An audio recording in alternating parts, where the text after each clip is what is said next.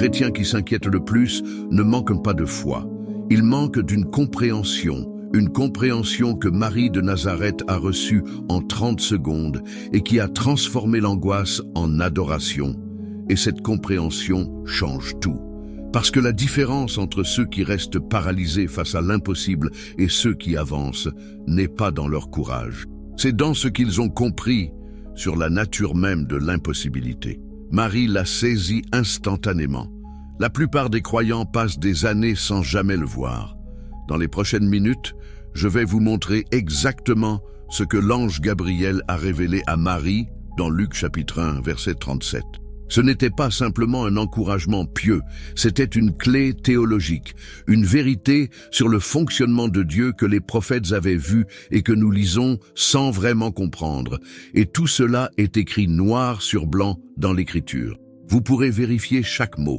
Il y a cette sensation particulière quand l'impossible s'installe devant vous. Quand les médecins ont dit leur dernier mot, quand les chiffres ne peuvent plus s'équilibrer, quand la relation semble brisée au-delà de toute réparation. Ce moment où votre esprit tourne en boucle, cherchant une solution qui n'existe pas dans le domaine du possible. Et vous priez, vous croyez, vous confessez votre foi. Mais quelque chose dans votre poitrine reste serré, parce que même en priant, une partie de vous calcule encore, une partie de vous mesure encore les probabilités, une partie de vous reste prisonnière de l'équation humaine. Ce n'est pas un manque de foi.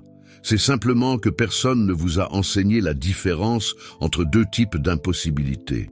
Et cette distinction change absolument tout. Ce que peu de croyants réalisent, c'est que la Bible révèle une frontière précise, une ligne qui sépare ce qui est impossible pour nous de ce qui est impossible pour Dieu. Et cette ligne n'est pas où nous pensons qu'elle se trouve. Abraham et Sarah l'ont découverte dans leur vieillesse. Zacharie l'a manqué et a perdu sa voix. Marie l'a saisi et a porté le Sauveur.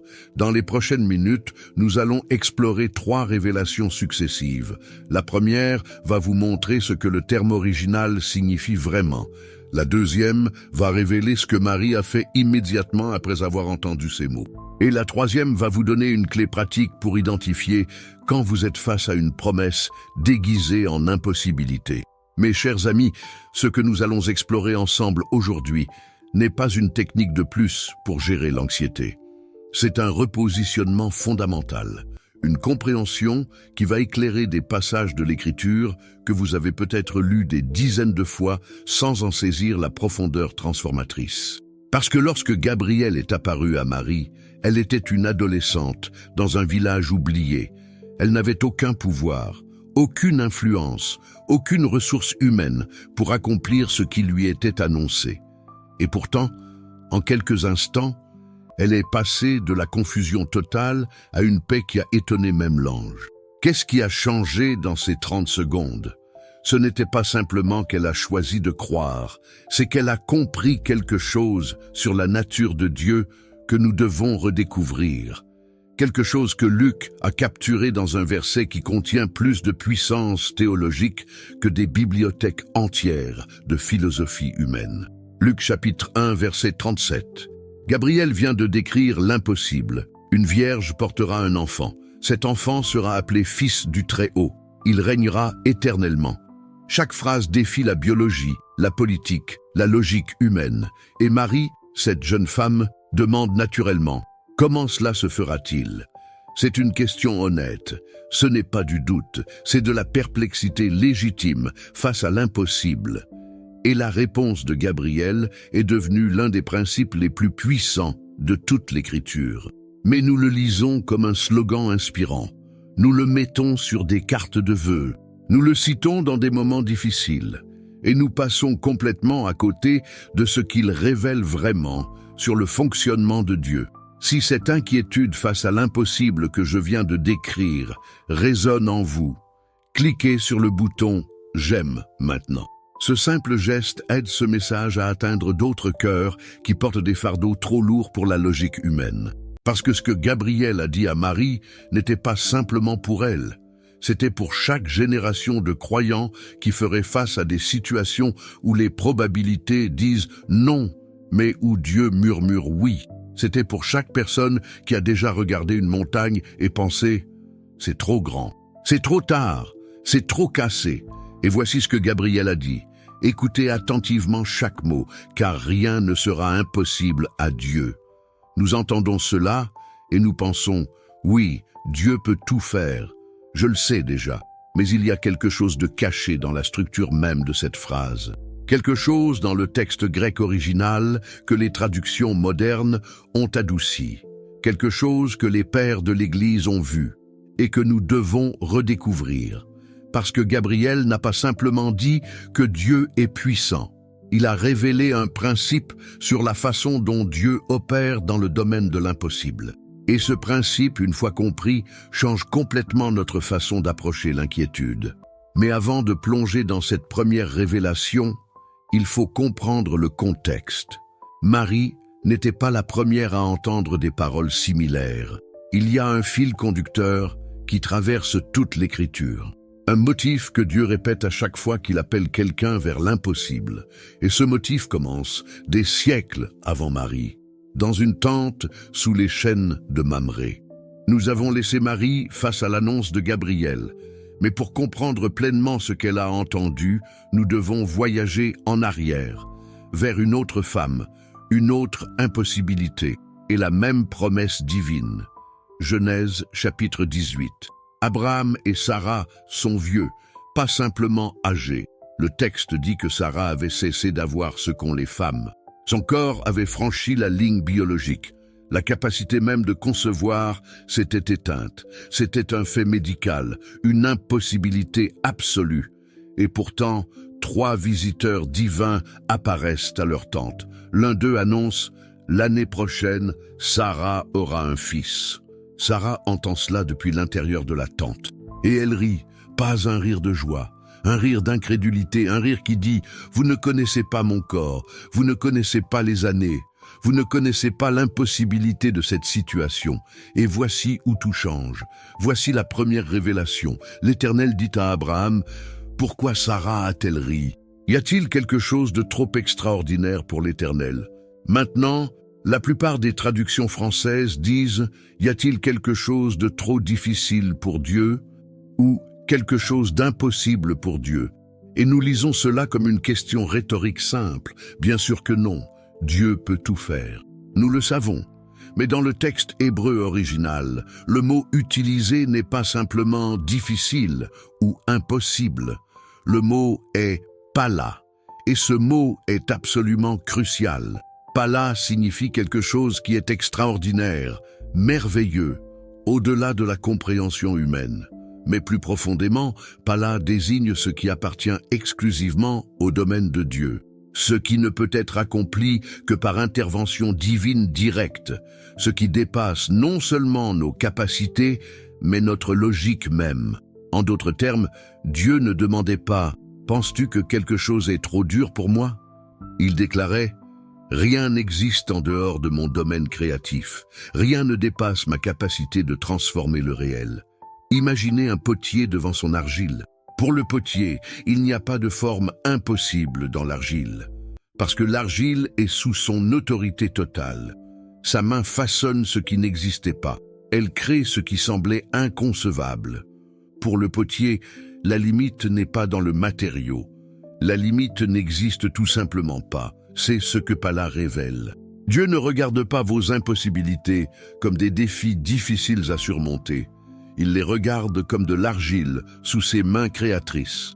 Ce que vous appelez impossible, il l'appelle matière première pour une intervention divine. Et voici la connexion que peu de gens voient. Quand Gabriel dit à Marie « Car rien ne sera impossible à Dieu », il utilise le même principe théologique. Dans le grec du Nouveau Testament, la phrase est « Ouk adunatesei parato theo panrema ». Littéralement, aucune parole ne manquera de puissance venant de Dieu. Vous voyez le lien? Ce n'est pas juste que Dieu peut faire l'impossible. C'est que quand Dieu parle une parole, cette parole porte en elle la puissance de transformer l'impossible en réel. La parole de Dieu et la puissance de Dieu sont la même chose. Quand Dieu a dit à Sarah « Tu auras un fils », ce n'était pas une prédiction. C'était une parole créatrice, la même parole qui a dit « Que la lumière soit » dans Genèse chapitre 1. la parole qui ne retourne jamais vide.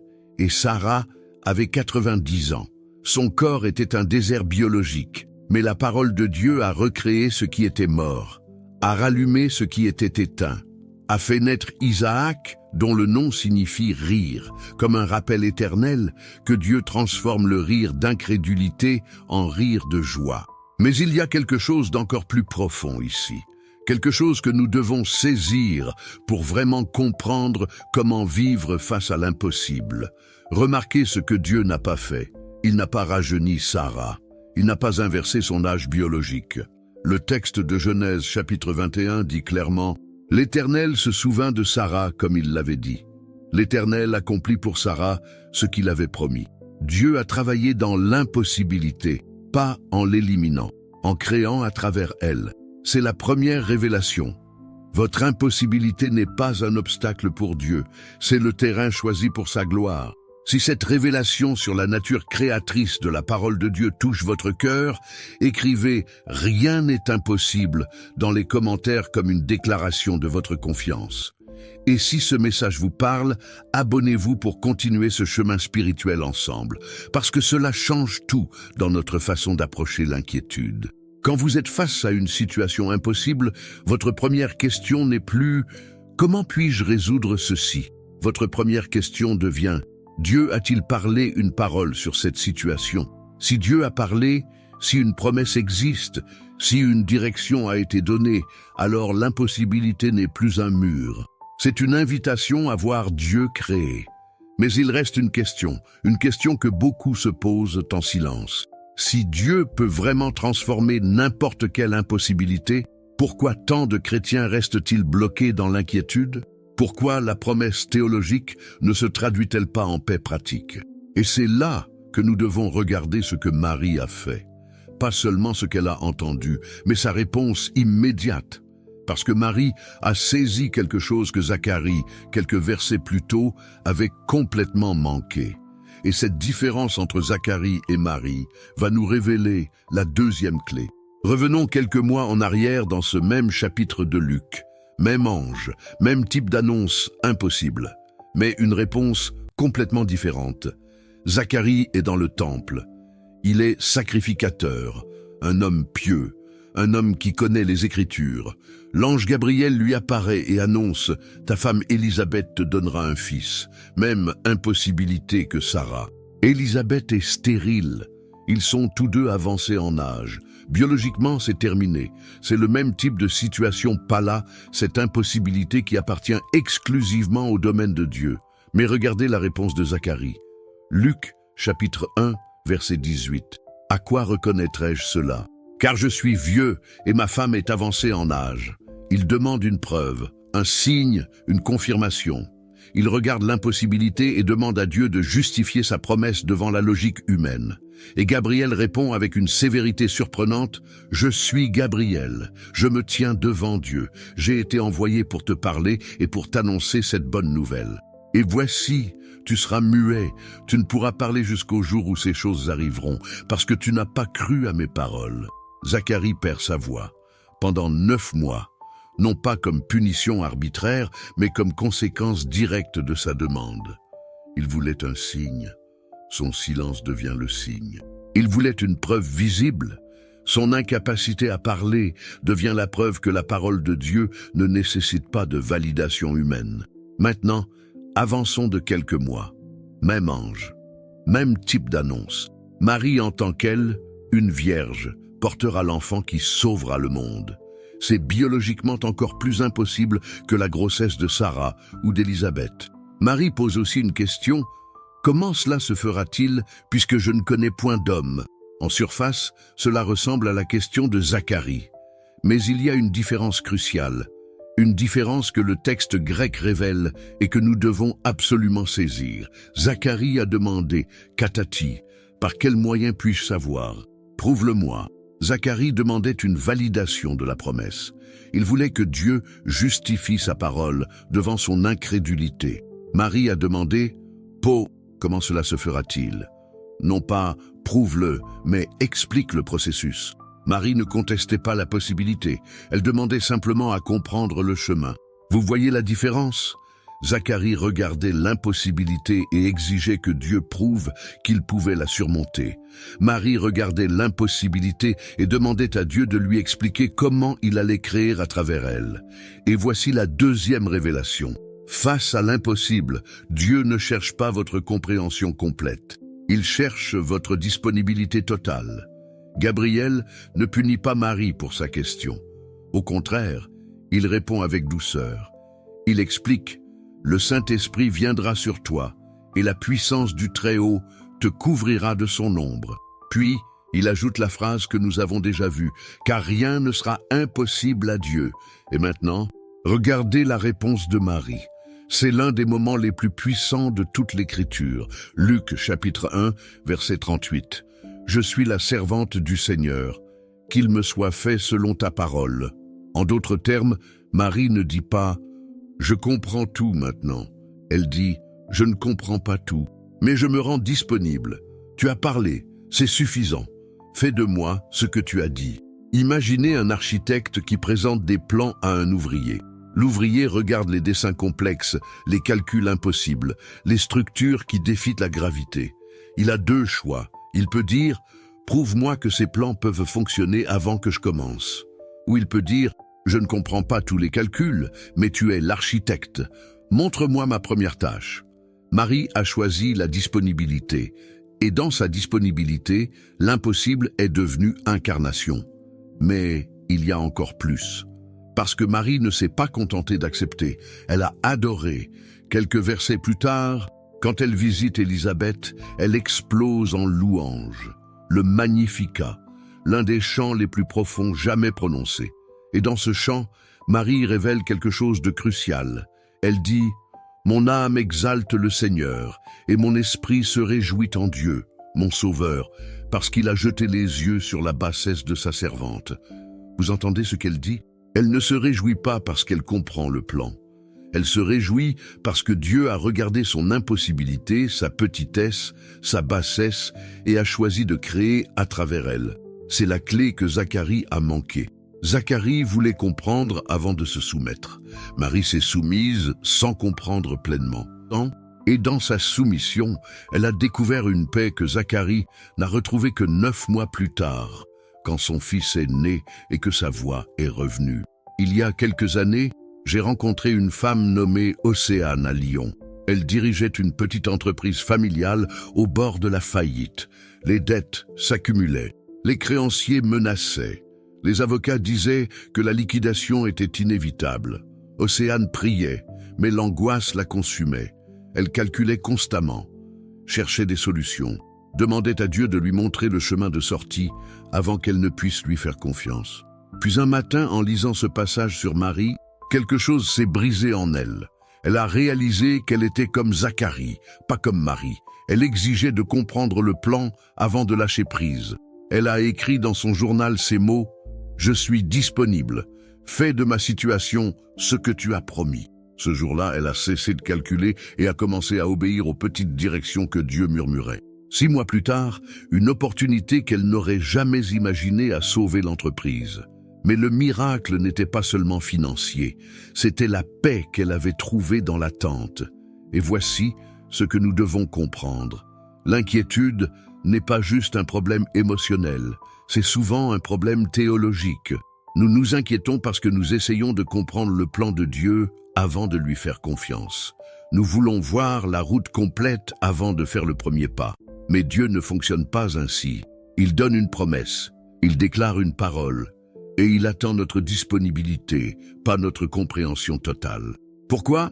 Parce que si nous comprenions tout, nous n'aurions pas besoin de foi. Et sans la foi, impossible de plaire à Dieu. Hébreux chapitre 11, verset 6. Mais cela nous amène à une dernière question, une question pratique. Quand vous êtes face à une situation impossible, comment savez-vous si c'est une situation pas là, une impossibilité que Dieu veut transformer? Comment distinguer entre une impossibilité qui appelle la foi et une impossibilité qui appelle la sagesse de reculer? Parce que toutes les impossibilités ne sont pas des promesses déguisées. Certaines sont simplement des portes fermées, et la différence entre les deux peut changer le cours de votre vie. C'est la 3e révélation. la clé finale, et elle va tout unifier. Voici la vérité que peu de prédicateurs enseignent clairement. Toutes les impossibilités ne sont pas des invitations divines. Certaines sont des limites à respecter. Certaines sont des portes que Dieu a fermées pour notre protection. Et confondre les deux peut mener soit au découragement, soit à l'entêtement. Alors comment discerner? Comment savoir si votre impossibilité est une situation pala, un terrain choisi pour la gloire de Dieu, ou simplement une réalité à accepter avec sagesse? La réponse est dans la phrase même que Gabriel a prononcée. Relisez-la attentivement, car rien ne sera impossible à Dieu. Mais dans le grec original, il y a un mot que nous avons survolé, un mot qui change tout. Ouk adunatesei paratoteo panrema. Aucune parole ne manquera de puissance venant de Dieu. Le mot-clé est réma, pas logos, réma. Dans le grec du Nouveau Testament, logos désigne la parole générale de Dieu, sa vérité universelle, sa révélation écrite. Mais réma désigne une parole spécifique, une parole adressée, une parole prononcée pour une personne dans une situation à un moment précis. Gabriel ne dit pas « rien n'est impossible à Dieu en général ». Il dit « aucune parole que Dieu t'adresse spécifiquement ne manquera de puissance ». Vous voyez la différence? C'est immense.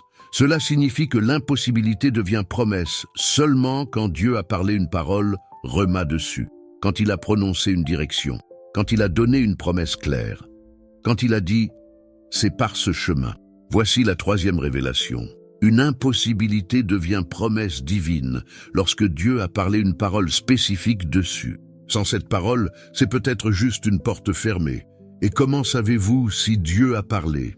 Il y a 3 signes cohérents à travers toute l'Écriture. Premier signe, la parole vient accompagnée d'une paix qui dépasse la logique. Pas une excitation émotionnelle, pas un espoir forcé, mais une paix profonde qui reste même quand les circonstances crient le contraire. Marie a eu cette paix instantanément après l'annonce. Elle n'a pas passé des semaines à douter. La parole réma porte sa propre confirmation intérieure. Deuxième signe, la parole est cohérente avec le caractère de Dieu révélé dans l'Écriture. Dieu ne se contredira jamais. Si votre impossibilité vous pousse vers des compromis moraux, vers la manipulation, vers des méthodes contraires aux principes bibliques, ce n'est pas une promesse pala, c'est une tentation. La vraie parole de Dieu vous appelle toujours vers la sainteté, même dans l'impossible. Troisième signe, la parole crée en vous un désir de disponibilité plutôt qu'un besoin de contrôle. Quand Dieu parle vraiment, quelque chose en vous veut dire, comme Marie, qu'il me soit fait selon ta parole. Vous ne cherchez plus à orchestrer, vous cherchez à obéir. Vous passez de « comment puis-je faire en sorte que cela arrive ?» à « que veux-tu que je fasse maintenant ?»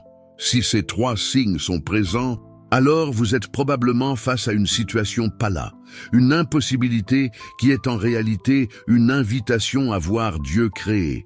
Mais si vous ne ressentez que de l'anxiété constante, si la voie exige des compromis, si vous êtes obsédé par le contrôle du résultat, alors peut-être que Dieu ne vous appelle pas vers cette montagne. Peut-être qu'il vous appelle à la contourner. Et voici la beauté. Les 2 réponses honorent Dieu. Avancer dans la foi quand il a parlé est de l'obéissance. Reculer avec sagesse quand il n'a pas parlé est aussi de l'obéissance. Alors aujourd'hui, si vous portez une impossibilité, posez-vous ces questions. Dieu a-t-il parlé une parole claire dessus? Y a-t-il une paix profonde malgré la confusion des circonstances? La direction que vous ressentez est-elle cohérente avec son caractère biblique? Votre cœur cherche-t-il la disponibilité ou le contrôle? Si Dieu a parlé, alors arrêtez de demander des preuves. Arrêtez de calculer les probabilités. Faites comme Marie, dites « Je suis disponible ». Fais de cette impossibilité ce que tu as promis. Et si Dieu n'a pas parlé spécifiquement, alors il y a sagesse à attendre, à ne pas forcer, à ne pas confondre votre désir avec sa direction. Parce que Dieu ne vous demande jamais de sauter sans avoir d'abord prononcé « Saute ».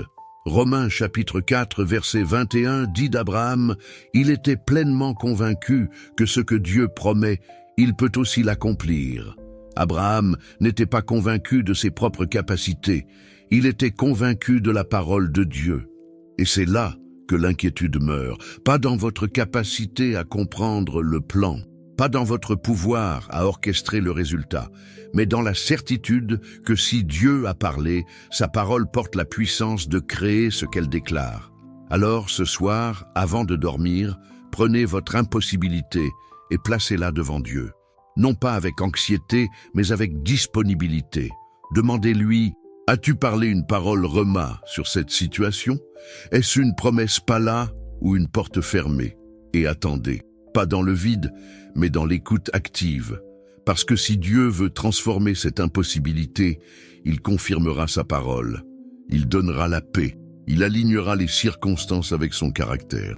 Il créera en vous la disponibilité de Marie. Et si le silence reste, alors il y a liberté à lâcher prise, à dire: Seigneur, je pensais que c'était ton chemin, mais si tu ne parles pas, je ne force pas. Montre-moi la vraie direction. Prions ensemble. Père céleste, tu es le Dieu pour qui rien n'est impossible. Mais tu es aussi le Dieu qui parle avec clarté à tes enfants. Ce soir, nous te présentons nos impossibilités, celles qui volent notre paix, celles qui créent l'inquiétude constante. Révèle-nous si tu as prononcé une parole Rema dessus. Si c'est le cas, donne-nous la disponibilité de Marie. Libère-nous du besoin de comprendre pour pouvoir obéir. Et si tu n'as pas parlé, donne-nous la sagesse de ne pas forcer ce que tu n'as pas promis. Nous choisissons de te faire confiance, non pas dans notre compréhension, mais dans ta parole vivante. Au nom de Jésus, Amen. Un Amen dans les commentaires bénira d'autres cœurs qui ont besoin de cette vérité aujourd'hui. Merci infiniment pour votre présence. Et pour approfondir ce que vous venez d'apprendre sur la nature de la confiance biblique, je vous invite à découvrir comment les patriarches ont appris à reconnaître la voix de Dieu dans le silence. Le lien vous attend ici.